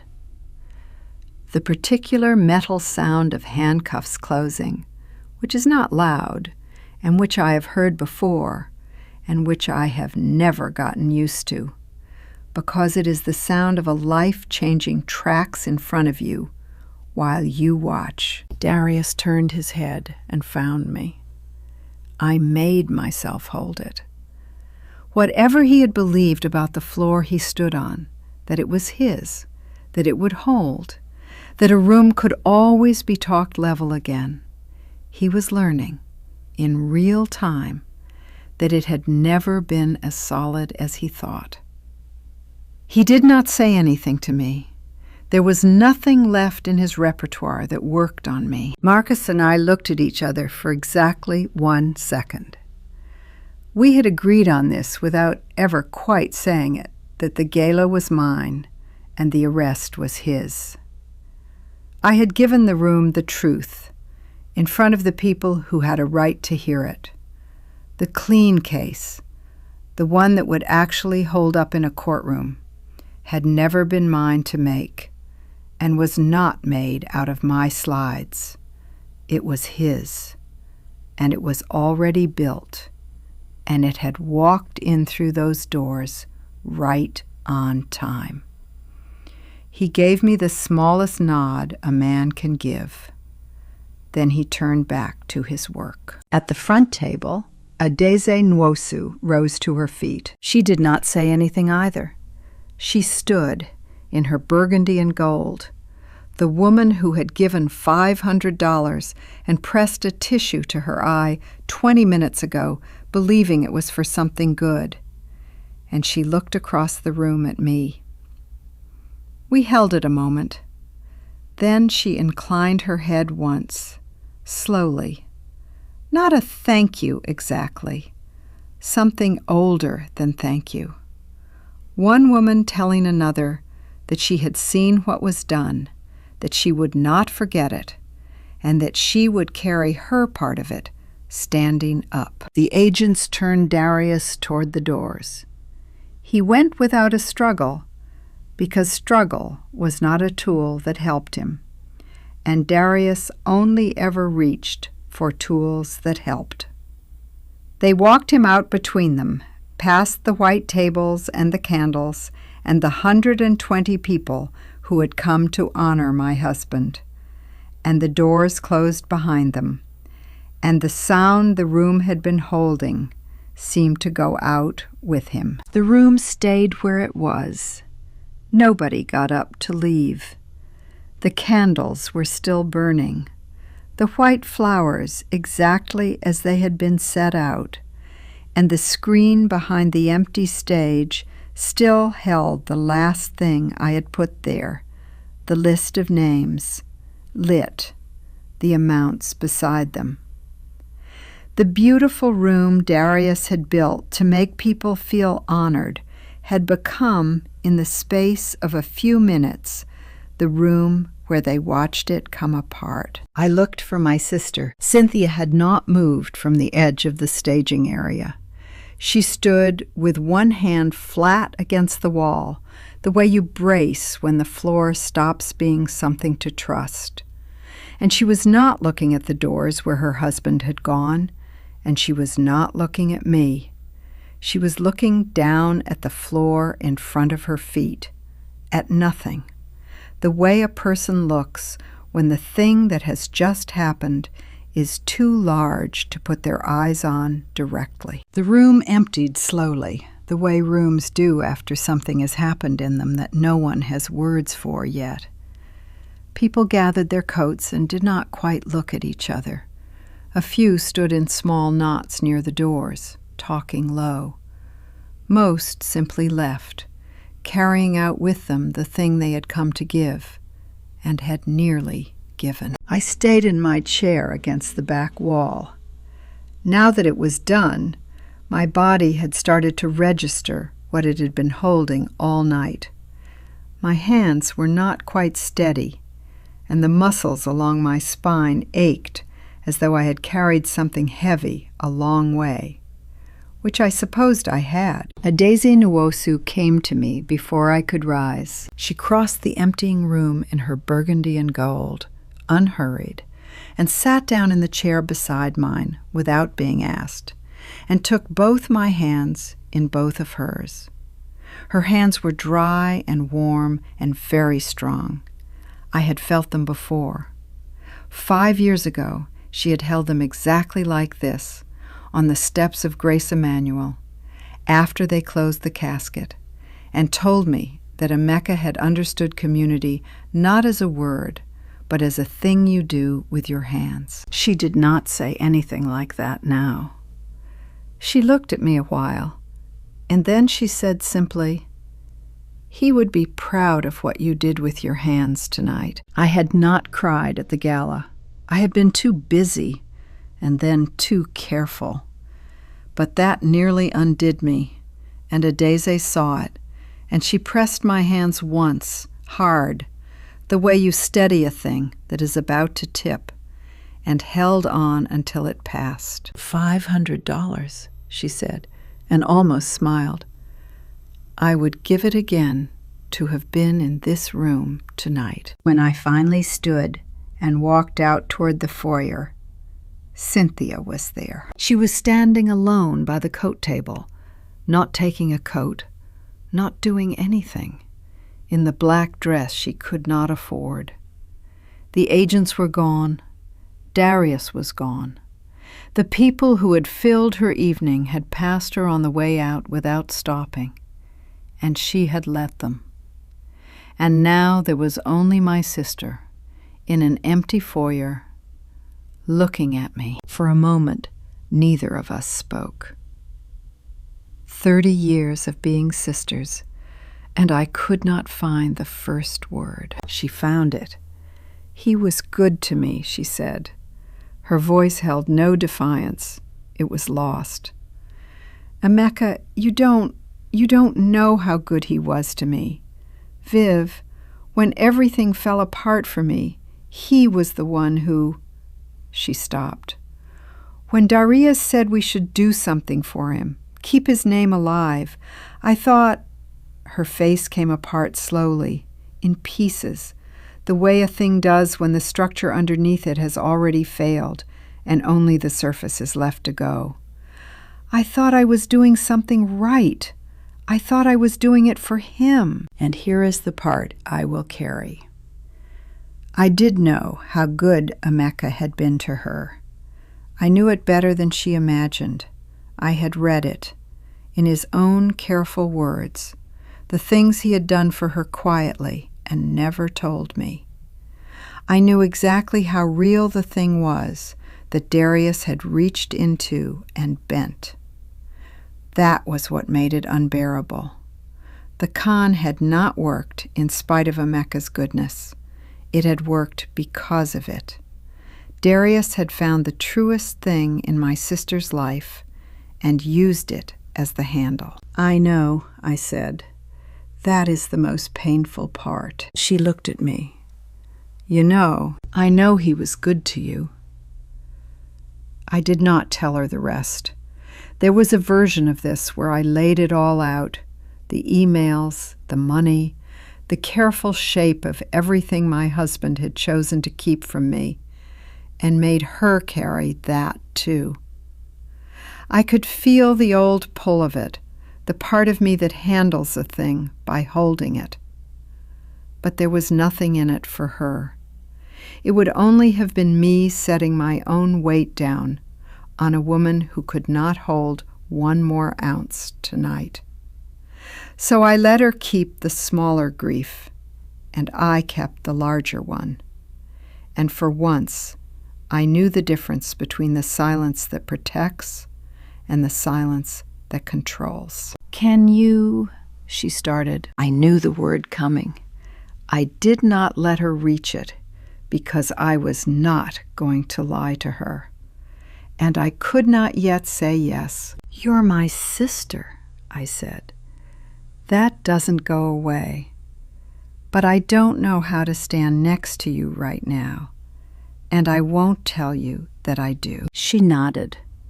It was not what she had wanted. It was the truth, which is a different thing, and we both knew it. And she nodded anyway. I drove home alone. Naomi was asleep when I came in. I stood in her doorway a while and watched her breathe, the way I used to when she was small, and I needed proof the day had not taken anything from me while I wasn't looking. I had won. I had done the thing I set out to do. The man who built it was in handcuffs, and the people he had robbed would have their money returned to them, and my husband's name belonged to him again. And I had lost my sister to do it. Not to a courtroom. Cynthia would face no charge. She had been a tool, not a partner. And the law has no cell for being used. I had lost her to the truth, which keeps no one warm and gives nothing back, and is the only thing I have ever known how to choose. Grief and paperwork have more in common than anyone admits. Both are mostly waiting, and signatures, and the slow work of turning something enormous into small official acts. In the weeks after the gala, I did a great deal of both. The fund came apart the way these things do once someone finally looks at them quietly, in offices, on paper. A court-ordered restitution, every dollar the fund had taken, returned to the people it had been taken from. There had been 114 of them when I first opened that ledger, a number I have not forgotten and do not expect to, and there were more by the end. Each would get back what they gave. Adeze her 500, Josiah Mensa his 200, my mother her 300, though my mother, when I told her, only wanted to know whether the nice man who used to visit her was in some kind of trouble. Getting the money back is not the same as making people whole. The ones who gave had given something the law cannot return, the small, particular faith that you can write a check to honor a good man and have it mean exactly what it says. But the money helps.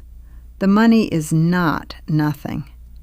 I have spent 25 years watching people lose it to liars, and I can tell you that getting it back, even late, even after the believing is gone, is not nothing. Then I did the thing I had not planned to do, the thing that surprised me more than anyone. I started a foundation in his name. I had spent weeks tearing down the false version of Emeka's legacy. I had not expected to come out the other side wanting to build a true one. But a name means something whether you tend it or not, and I was not going to leave my husband's lying in the dirt where Darius had dropped it. So I built the thing it should have been from the start, the Emeka Okafor Scholarship Foundation.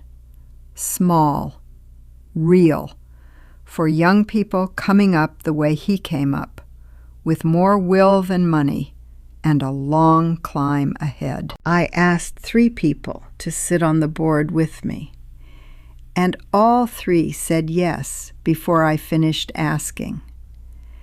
Adeze Nwosu, who knows this community down to its roots and does not flinch.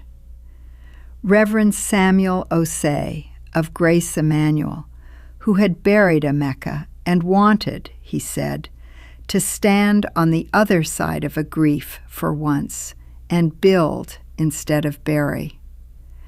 And Margaret Asante, who, 40 years ago, stood at the front of a night class full of tired immigrants who had worked a full day before sitting down, and taught a young man from Lagos the English he had been teaching himself off the evening news.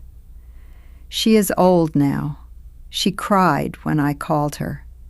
She told me she had wondered, over the years, what had become of the quiet one in the back, who never missed a session and always stayed behind to stack the chairs. Naomi knew almost none of it. She knew her father the way a child knows a parent, as weather, as presence, as the safe particular shape of a person, simply always there. She did not know about the port in Lagos, or her grandfather's envelope, or the 14 months of dishes. Emeka had not told her, the same way he had not told me, until I forced his whole buried life up into the light at a gala he did not live to attend. So one evening I sat her down at the kitchen table and told her about her father. Not the fraud this time.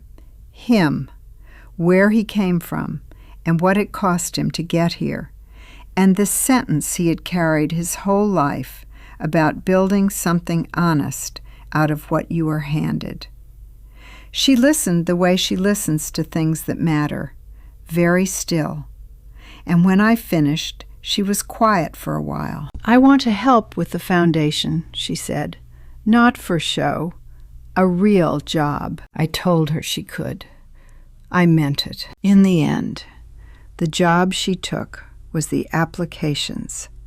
The foundation's first scholarships were going to kids climbing the way he had, and each one wrote an essay in careful, borrowed English about why they wanted the help.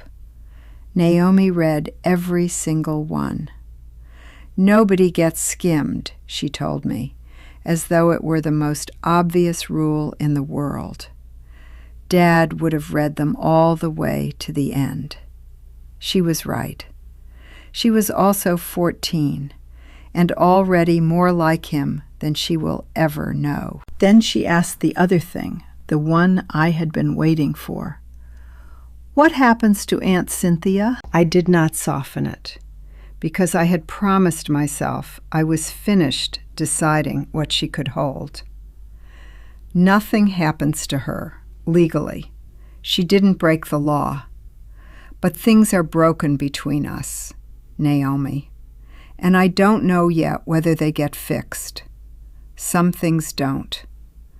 I'm not going to lie and tell you they always do. She thought about that. "Are you still her sister?" "Yes," I said. "That part doesn't have an off switch." She nodded and reached over and held my hand on the table the way I used to hold hers. And we sat like that a while, and I let myself feel the one thing I had been holding off through all those weeks of signatures. He should have been here for this. He should have been at that table, telling her about the dishes himself, watching her decide to be useful in the world. I had built a whole foundation to carry his name forward, and the single thing I actually wanted I could not have, which was him in the chair across from me, watching his daughter become exactly who he had quietly hoped she would be. I did not fall apart. I had done that already, on his floor, with his letter in my hands. This was smaller and quieter and somehow harder, the plain arithmetic of a man who is not coming back, no matter how well you tend what he left behind. I went to see my mother on the Saturday after the way I have gone almost every Saturday for 6 years. Magnolia Gardens does not change with the news. The same lobby, the same staff, the same smell of floor cleaner, and something baking that is never as good as it smells. I brought the butter cookies because the shortbread makes her sad. I brought the shea lotion because she would ask for it. I found her by the window with a crossword she had nearly finished. The blue address book was back on her shelf. The agents had found it in a box in Darius's office, logged it into evidence, and a tired young man had handed it back weeks later in a paper envelope with a case number down the side. Emeka's whole community, 30 years of his people, in his own small handwriting, the most complete record of the people he loved that has ever existed, and the same list a thief had used to walk straight up to their doors. I had set it back on my mother's shelf where it belonged. I did not tell her it had ever been gone. We did the crossword. She told me about a nurse she liked and a neighbor down the hall she did not. She asked at one point about the man who used to come and sit with her. She could not hold his name anymore, but she remembered the lotion and that he was patient and that he listened. I told her he would not be coming back. She took it with the mild ease she gives most news now, and for once I was glad the details slid off her, because the truth that the patient man who listened had been mapping her like a route to something he wanted would have broken a thing in her I could not put back. And then, in the middle of nothing, still looking out the window, she asked the question I think she had been holding the whole visit. Is Cynthia all right? She did not ask it the way you ask about someone who has done something wrong. She asked it the way a mother asks about a child out somewhere in bad weather. To my mother, who raised 2 girls in a small house and loved them both with the same fierce, uncomplicated love, the courtroom and the donor ledger and the gala were a great distance off, getting further every month. What stayed close, what was always close, was that one of her daughters was out there hurting, and she could not get up out of her chair to go to her. I don't know, Mama, I said. It was the truest thing I had. I don't know. She nodded slowly and went back to the window. You'll look after her, she said. Not a question, an instruction, from a woman who knows she will not always be here to give them. I did not promise, but I did not say no. Cynthia called me 4 days later from a number I did not recognize. It's me, she said. I'm on a friend's phone. Mine got shut off. A small, terrible detail, the kind that tells you more about a life coming apart than any large thing could. She was quiet a moment. I'm not calling to ask you for anything. I just needed to say it once, out loud, to you. I heard you at the gala. I heard every word, and you were right. And I had been telling myself a story for 2 years, and you took it apart in 10 minutes. and I needed you to know that it landed, that I heard it. I stood in my kitchen, holding the phone, and did not say any of the easy things. I did not tell her it was all right, because it was not. I did not tell her I forgave her, because I was not there yet, and she would have heard the lie in it. "Thank you for saying that," I said. And then, because it was also true, "It matters that you heard it. Can I call you again sometime?" There it was, the real question, underneath all the rest of it. Not forgiveness. She was too honest now to ask for that straight out. Only, is there a door anywhere, even a small one, even later? "Not now," I said.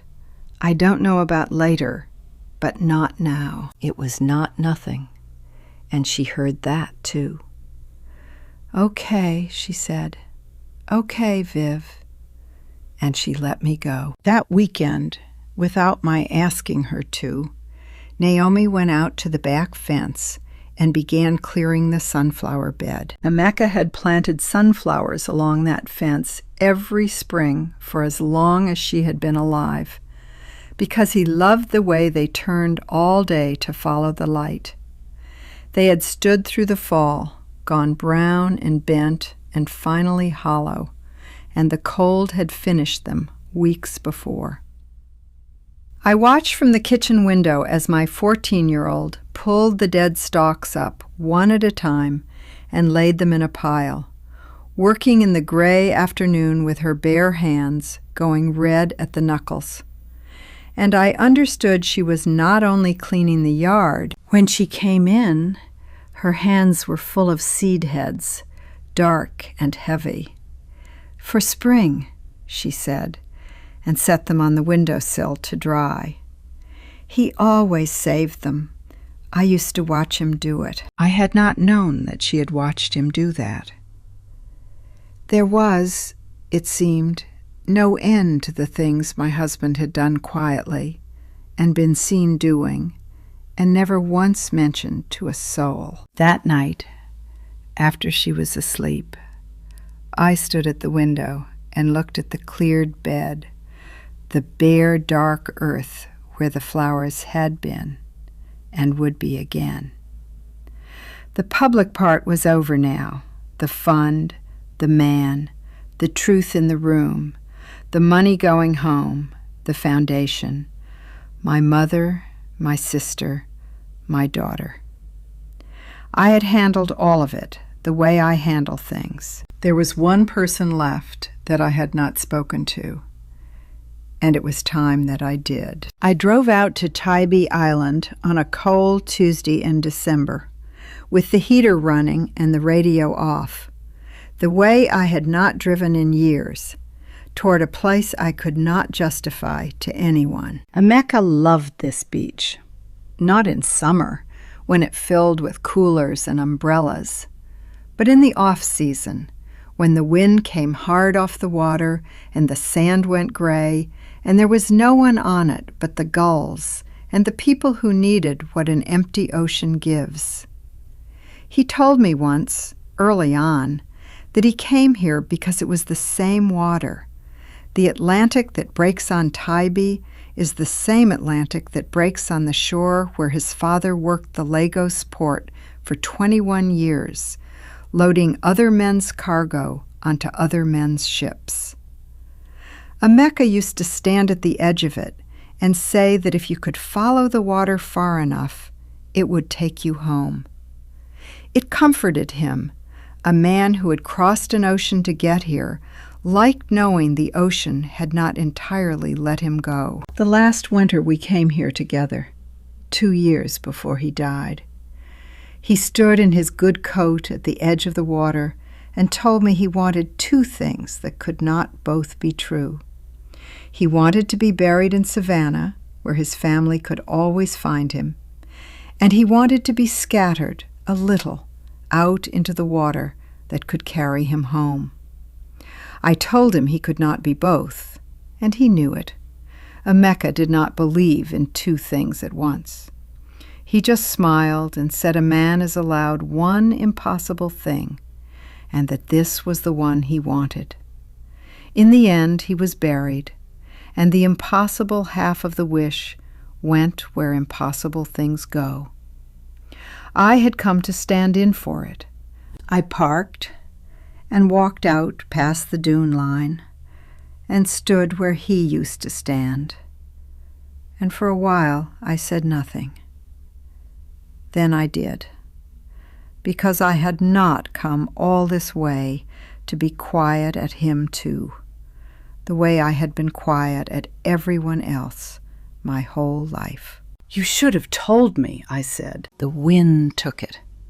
I said it again, louder, into the gray. You had 30 days. You had a door and a doctor and 30 days. And you decided, Emeka, without me, that I would rather keep my case than keep you. You looked at the two things, and you chose for both of us, and you never once gave me the chance to be wrong about it. I had not let myself be angry at him. For 5 years I had kept it folded down under the grief, because you are not supposed to be angry at the dead, and you are especially not supposed to be angry at a dead man who did what he did out of love. But love is not a clean excuse. He had loved me into a corner. He had decided I was a woman who needed protecting from the truth, and made that decision so completely he spent the last weeks of his life keeping it. And I will spend the rest of mine not knowing whether 30 days could have been 30 years. And then, standing there with my hands going numb, I made myself be honest, because I have spent 25 years making other people be honest, and it would be a poor thing to start lying at the edge of my own husband's ocean. He had kept $30,000 from me, sent quietly to my sister, year after year, because he could not bear to make me choose.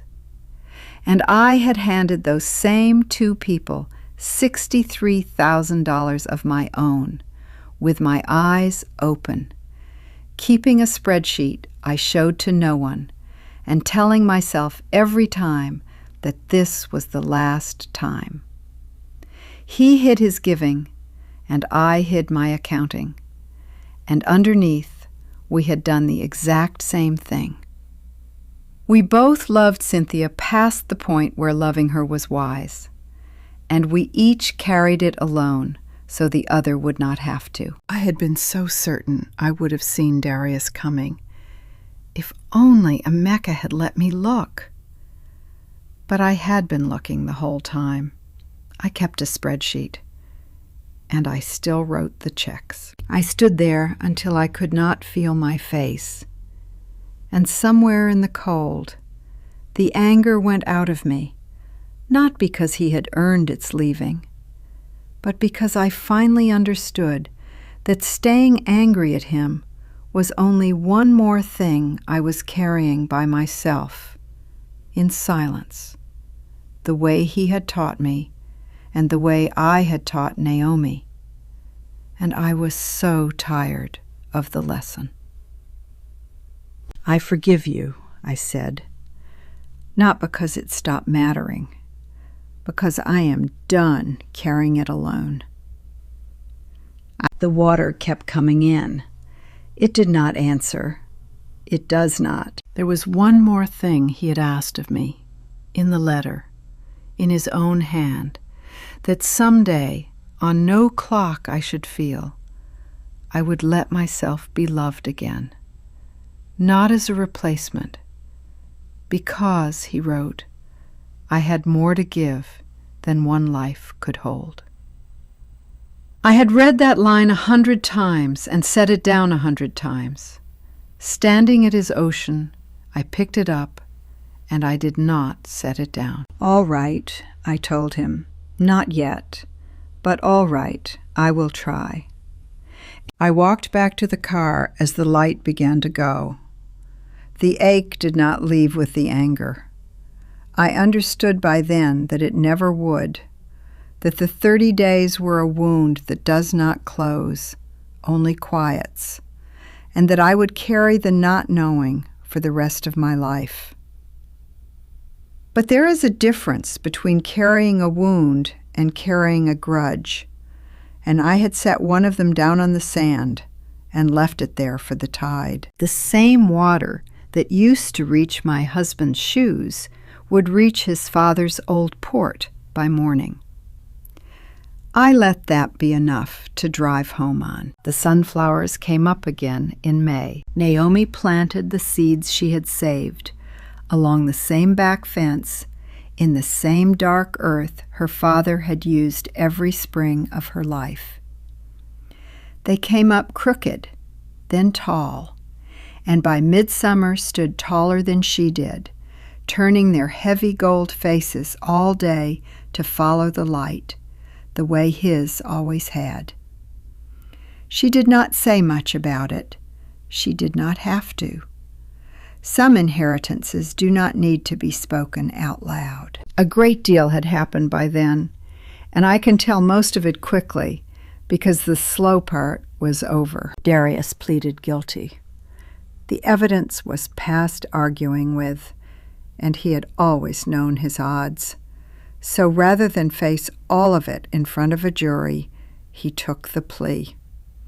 He is in a federal prison now, and he will be for years for the wire fraud, the false claims, and the charge I cared about most, what he had done to people like my mother, who are robbed every day in this country by men who have learned that a kind voice opens more doors than a crowbar. The foundation gave out its first 3 scholarships that spring to 3 young people climbing the way Emeka climbed, with more will than money. Naomi read their essays all the way to the end, every word, because that was the rule. The 114 donors got back what they had given. Margaret Asante came to the first ceremony and cried, telling the room about a quiet young man from Lagos who always stayed to stack the chairs. Cynthia calls, sometimes. I have not answered every time, and I have not opened the door all the way, and I do not know yet whether I ever will. But the last time she called, I picked up. It is not nothing. With my sister, after everything, it may be the most honest thing I have, a door I have not shut and have not walked through, willing to leave standing a while longer, to see. I have told you all of this for a reason, and the reason is not the part where I won. Here's what I learned after 25 years of watching liars and one terrible season of finding one inside my own family. The people who do what Darius did are not looking for your weakness. They are looking for your love. They find the truest, warmest thing in you, your grief for a good man, your loyalty to a sister, your faith in a name that has always meant something, and they take hold of it and turn it into the rope that ties your hands. My husband's generosity, my sister's heartbreak, my own stubborn, foolish loyalty that wrote $63,000 in checks I knew better than to write. None of it was a flaw. All of it was used. So I will not tell you to love less, or trust no one, or close your wallet and your heart with it. That is not living, only a slower way of losing. I will tell you the one thing that would have saved us months and saved my mother $300 and her pride. Keep your eyes open. Love all you want, but do not let your love become the reason you stop looking. The ones who prey on the tender and the grieving and the old are counting every single time on exactly that, on your being too kind to check. There is one thing I cannot give you a lesson about, because I have not finished learning it myself. 5 years ago, I stood at the front of Grace Emmanuel Church and listened to them read the 23rd Psalm over my husband's casket. The valley of the shadow, the fear of no evil, the table set in the presence of enemies. I did not feel a word of it then. I was too busy holding still. I feel it now, not because the grief has lifted, but because I have stopped trying to carry the heaviest part alone. I will never know whether those 30 days could have been 30 years. That question has no answer on this side of anything, and I have stopped asking God to hand me one.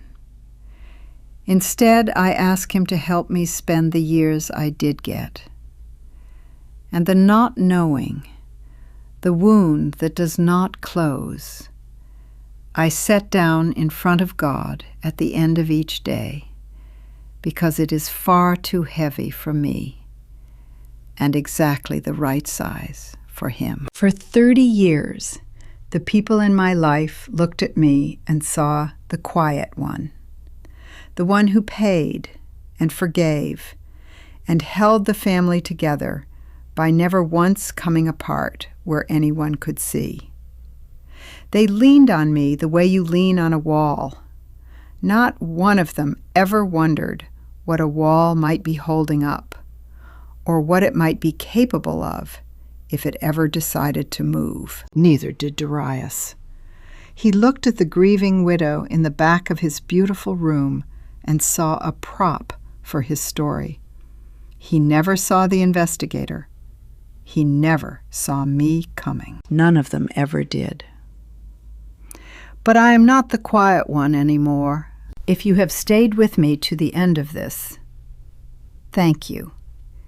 And if somewhere in it you saw your own mother, or your own sister, or someone a little too trusting and a little too easy to fool, call them tonight. Look in on them. The men who do this are counting on no one paying attention. If this story moved you, share it with someone who needs it. Tell me in the comments about the Emeka you loved or the Darius you saw coming. And if you want more stories like this one, true all the way to the bone, even when the bone aches, stay with me, subscribe, and I will keep telling them. The sunflowers is still out there, turning toward the light. He would have been glad they came back. And I think that wherever the water goes when it finds its way home, He knows.